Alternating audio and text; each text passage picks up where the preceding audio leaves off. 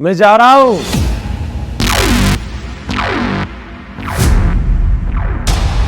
ये क्या है? अरे क्या है सब? मंजू, मंजू,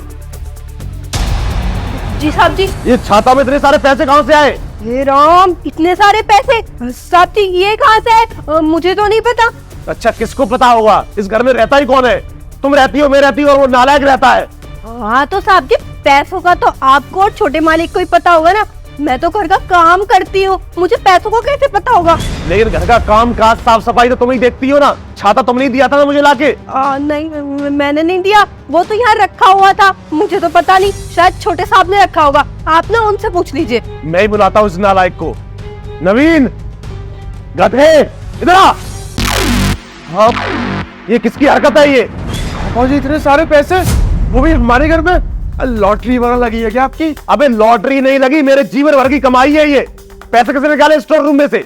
मुझे क्या पता, आपके पास ही डले हुए तो आपने निकाले होंगे ना। अच्छा, मैं निकालूंगा। इतने सारे पैसे छाता में रखे हुए थे। वो तो अच्छा हुआ आज बारिश हो रही थी, मैं छाता लेके बाहर जा रहा था और ऊपर किया तो सारे पैसे मेरे ऊपर गिरे। हो सकता है ना पापा, शायद ये कोई करिश्मा हो, भगवान ने आपको और पैसे दे दिए हो। अच्छा, करिश्मा है ये?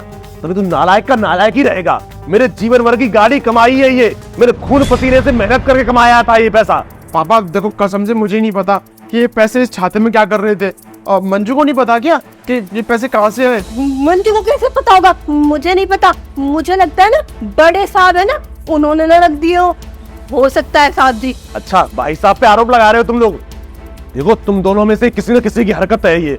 साफ साफ बता दो ना, दोनों को पीटूंगा मैं यहीं के यहीं। पापा जी, आपको तो पता ही है कि ताऊ जी की तो कोई नौकरी वगैरह है नहीं, तो हो सकता है मन में लालच आ गया हो उनके कि ये पैसे लेके फुर्र हो जाए। और देखो, छाता ज्यादातर वही इस्तेमाल करते हैं, आपने भी देखा होगा। और सही हुआ वो तो आपने आज छाता खोल के देख लिया, वरना सब खुला ही रह जाता। बस कर।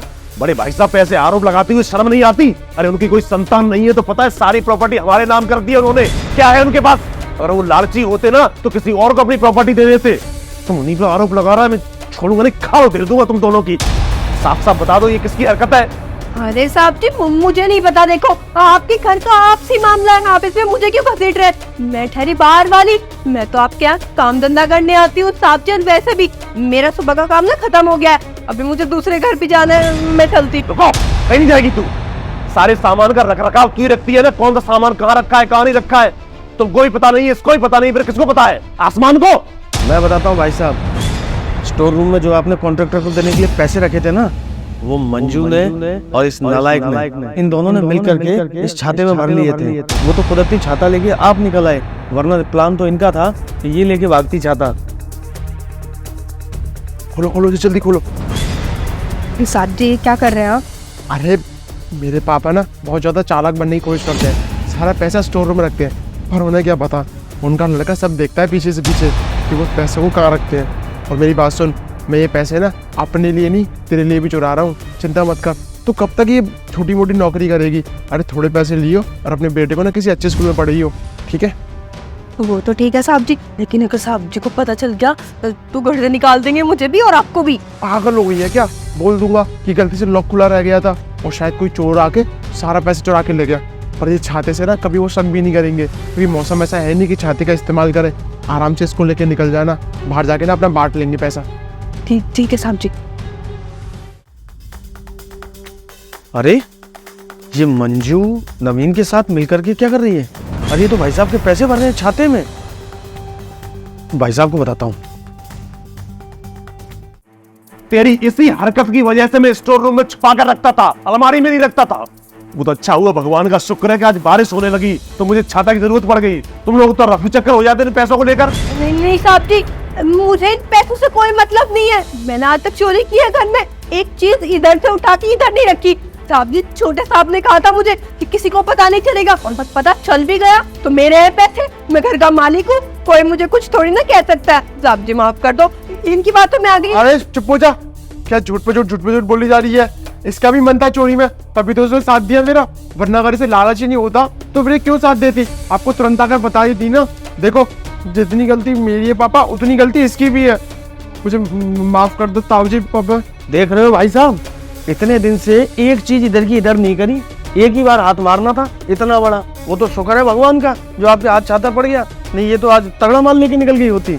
ऐसे लोगों को तो अभी अभी पुलिस बुला करके अंदर कर देना चाहिए।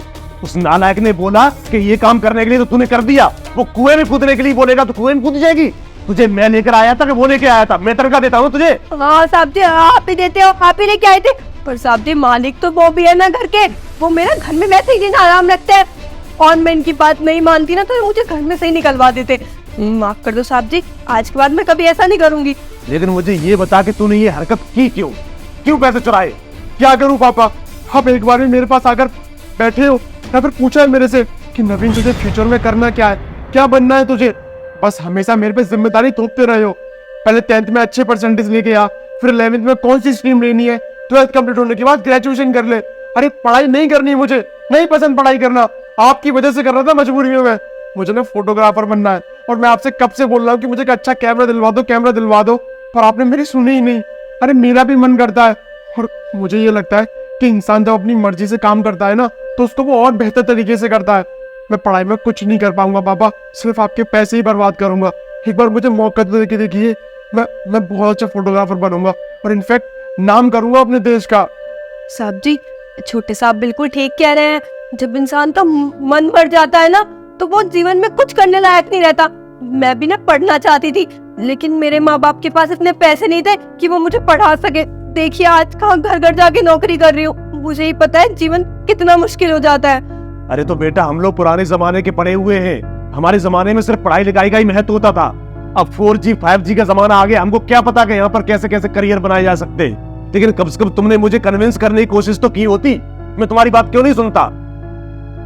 अब कोई बात नहीं भाई साहब, जो हो गया उसको जाने दो। उसको कैमरा ही चाहिए ना, एक कैमरा उसको ला करके दे दो, करने दो उसको जो वो कर रहा है। और मंजू, आज के बाद ये गलती दोबारा ना हो। कभी ऐसा नहीं करूंगी। ठीक है, जाओ तुम। अब ठीक है भाई साहब, आप जैसा कहें। ये पैसे ले ले और अच्छा सा कैमरा लेकर मेहनत करना खूब। जी पापा जी, चिंता मत करो, मैं आपका और ताऊ जी सबका नाम रोशन करूंगा।